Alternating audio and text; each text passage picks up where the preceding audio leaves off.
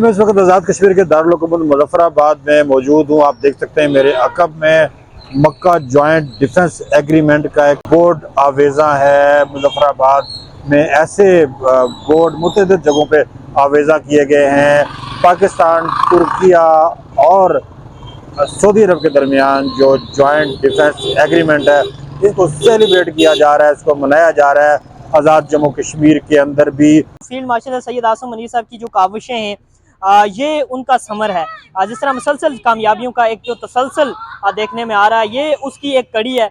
جس طرح تمام اب جو مسلم ممالک ہیں وہ اب اکٹھا ہونا شروع ہو چکے ہیں، اور یہ ایک جواب بھی ہے میں سمجھتا ہوں کہ بحیثیت کشمیری، کیونکہ ہمارا ازلی دشمن جو ہے وہ بھارت ہے۔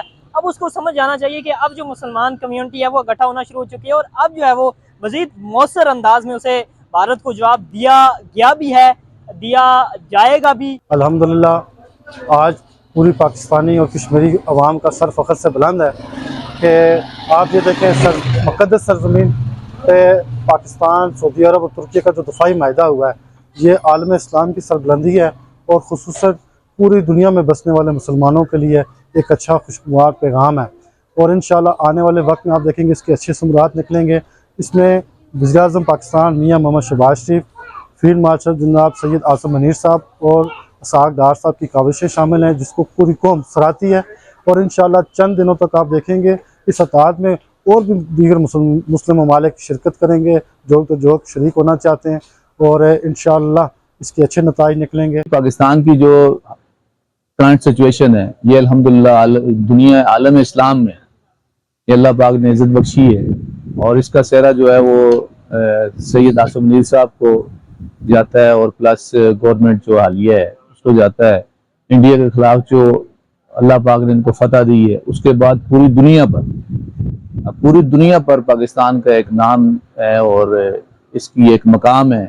اور میں بحیثیت کشمیری یہ سمجھتا ہوں کہ پاکستان اگر مستحکم ہے، اگر باعزت ہے، تو پورا عالم اسلام مستحکم ہے اور باعزت ہے۔ آزاد کشمیر کے لوگ بہت خوش ہیں پاکستان کے اس کامیاب جوائنٹ ڈیفنس ایگریمنٹ پہ، کیونکہ آزاد کشمیر کے عوام یہ توقع رکھ رہے ہیں کہ سفارتی سطح پہ، دفاعی سطح پہ پاکستان جتنا زیادہ مضبوط، مستحکم اور توانا ہوگا، اس کے اثرات مسئلہ کشمیر پہ پڑیں گے، اس کے اثرات بھارت کی جو جارحیت ہے اسے روکنے پہ پڑیں گے، اور اس کے اثرات اس خطے میں پاکستان کی بالادستی پہ پڑیں گے۔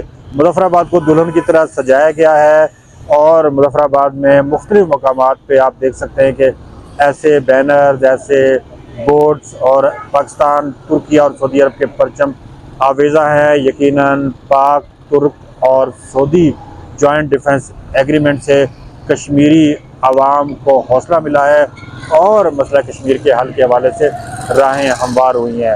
سنو ڈیجیٹل کے لیے سعید الرحمان صدیقی، مظفرآباد، آزاد کشمیر۔